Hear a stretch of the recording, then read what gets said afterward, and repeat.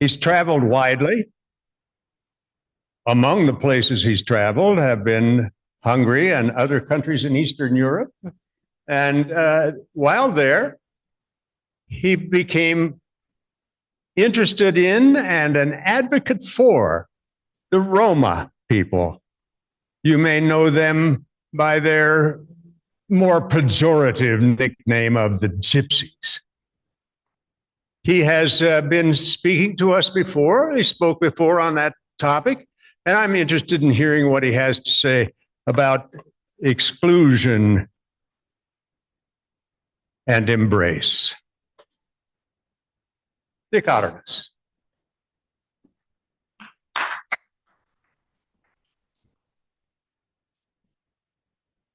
Thanks, Mike. Good morning. Good morning to you on Zoom.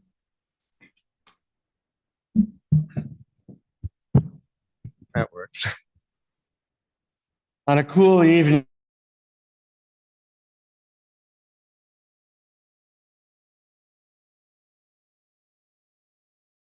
forward to the game that evening, even though he wasn't a very good player. He liked the idea of being part of a team. As usual, when he was sent out to play, okay, that wasn't usual, but when he was sent out to play, he played in right field where not much action happens. At the bottom of the ninth inning, the other team was up to bat, and crack, a fly ball flew over the infield, heading straight for right field. The boy ran for the ball, glove open, and he missed. The other team scored 2 runs. They won the game. And some of the kids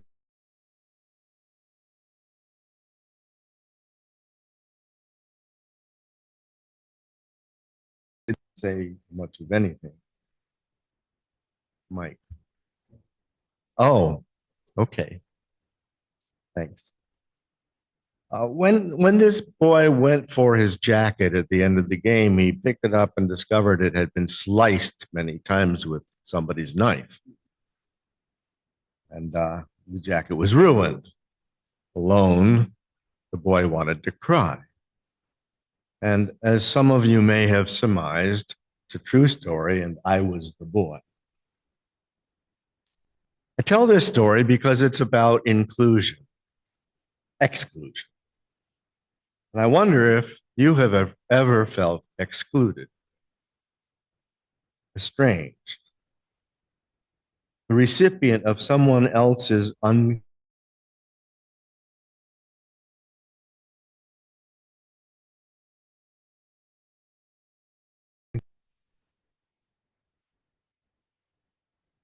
Human beings hurt one another. Sometimes it's unintentional, sometimes otherwise. We erect barriers to protect or to insulate ourselves, or because we don't want to get involved. Sometimes it's because we dislike the other. We humans do that. Now, I note the first 2 UU principles are: 1, the inherent worth and dignity of every person. I like the kids' version of this principle too. We believe that each and every person is important. I believe that. The second principle, justice, equity, and compassion in human relationships. Now, the kids' version of that principle is more direct. We believe that all people should be treated fairly and kindly. Now, I believe that too. Or at least I would like to. All people should be treated fairly and kindly. Well, we can do that with each other in a safe space like this. But what about justice? What about the rapist who violates a young woman? What about the fundamentalist who spews hate toward anyone who would dare challenge or disagree with her? What about the bully at school who picks on your child or your grandchild, doing nothing less than dehumanizing them? What about in war? Consider the 4-year-old Bosnian-Serbian war that was waged some time ago. It included genocide initiated by Serbs, who were largely Orthodox Christians. They set out to ethnically cleanse Bosnian territory of Muslims. One of the Bosnian Muslims was a fellow named Kamal Pervanic. My wife Carolyn and I visited Kamal in his rebuilt home some 11 years after the war had ended. And he told us how soon after the hostilities had begun, he was bused to a concentration camp called Omarska. It was only 3 miles or so from his home. He told us of his trauma, of the 1 meal per day that they got, small amount of horrible food, of no place to sit, and get this, of 2 toilets meant to accommodate 1,000 people. Many Bosniaks, as they were called, were sent to concentration camps early in the war. Hundreds of internment camps were spread across the territory of Bosnia-Herzegovina. Serbs had prepared these concentration camps, torture camps in advance. They were ready for as soon as the hostilities began, because you see, genocides are premeditated. They don't just happen. Kamal said that he expected to be killed any day. And among the guards who beat him at Omarska were 2 of his former teachers. One of them had been his favorite teacher. And one of them said, "I don't even know you." Exclusion in the worst possible way. By the end of the war, Kamal was released and received care, good care from the British Red Cross, then returned to his home village. When interviewed some time later, he was asked if he could ever forgive his captors. And here's what he said. "At my blackest moments, I imagined killing my torturers and feeling absolutely nothing as I did it. Such an act I knew would destroy me, but what saved me during these years was the support I received from some wonderful people." Kamal concluded, or continued, I should say, "One cold January morning, I was in the shower when suddenly I found myself saying, 'I forgive you.' So when the moment came, this was a huge release. Something had changed inside of me," he said. I didn't decide not to hate because I am a good person." He wrote this in his book called The Killing Days. "I decided not to hate because hating would have finished the job they had started so successfully." Now, I think that's one of the most important things you can hear out of this message today. So let me repeat it. I didn't decide not to hate because I'm a good person. I decided not to hate because hating would have finished the job they had started so successfully, and I would have been poisoned. He forgave his captors without demanding an apology. Not that they deserved it, but that he needed to do it for his own sake. James Baldwin has written, "There isn't enough humanity as one would like, but there is enough. And what you have to remember is that you could be that person. You could be that monster, or you could be that saint. And you have to decide who you're going to be. We must decide. It's a matter of the will. For Kamal, this took years. So how do we move from exclusion to embrace? Because it's not simple enough. Like Rodney King once said, can't we just all get along?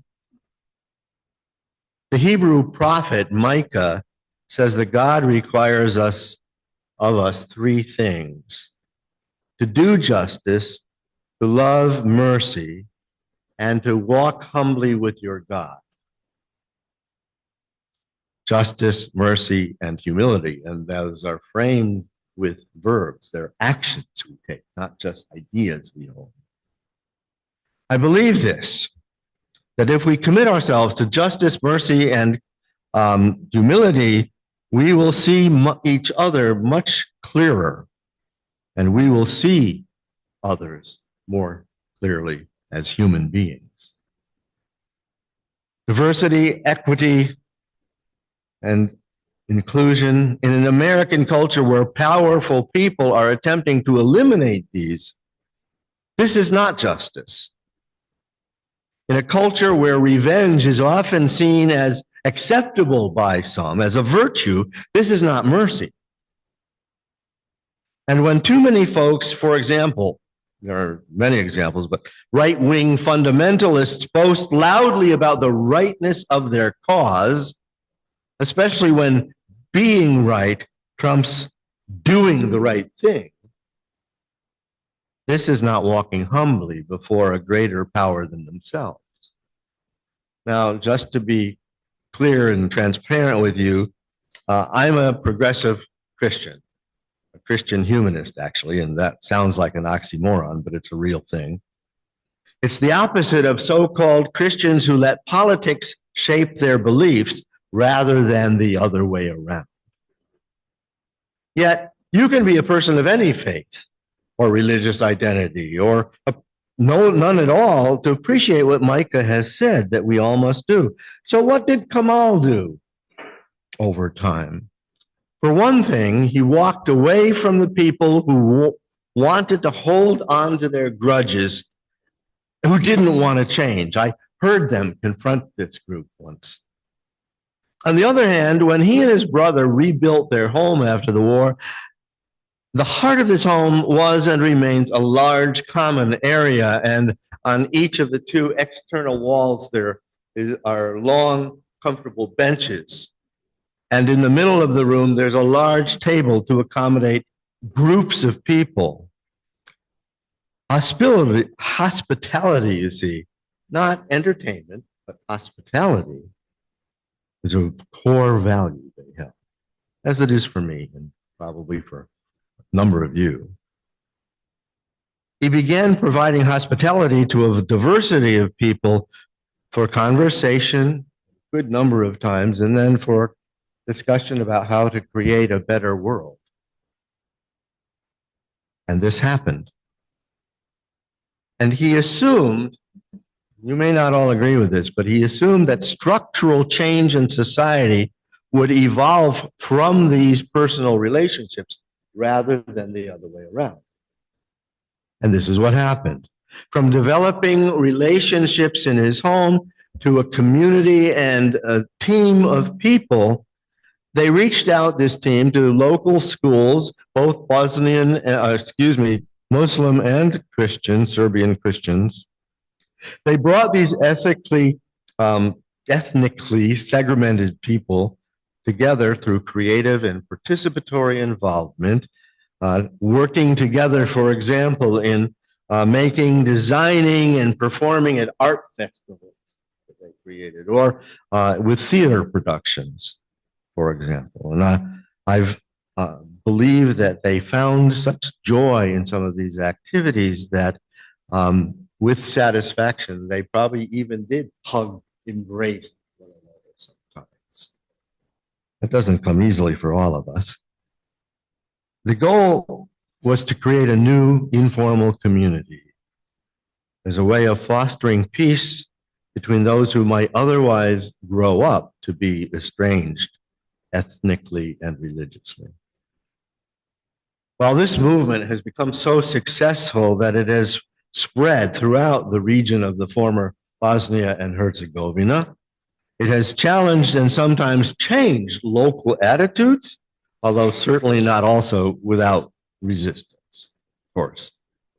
But what began as a decision in the shower to forgive has become an international network of inclusion and embrace that has today created change. Now, a week or two, probably 2 weeks ago, David Brooks, in a speech, said, when you have a spiritual, moral, or relational crisis, the job is to shift the culture. I thought of that with the sharing here a little while ago. Brooks calls this soul craft.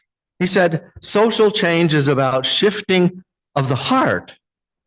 It's about finding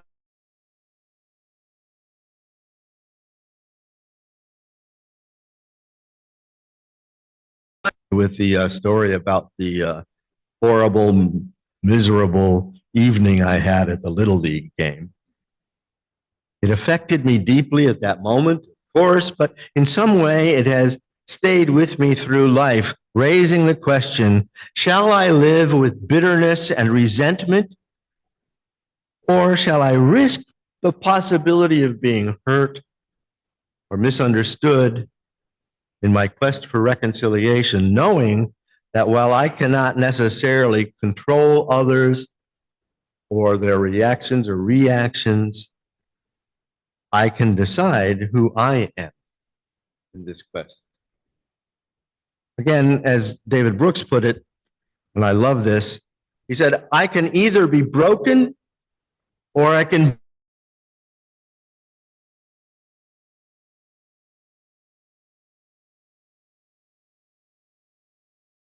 is offered. I'd go on, but time is short. So I want to continue with just one word. We are concerned about freedom and a lot of good values, as well we should be. But as the Peruvian theologian Gustavo Gutierrez said, love, that's the word, love, not freedom, is ultimate. So in the end, I believe that opting for love and forgiveness are the most powerful sources enabling us to move beyond exclusion to embrace, even with the most difficult, most unlovable people with whom we cross paths. All of us can do that if we choose to.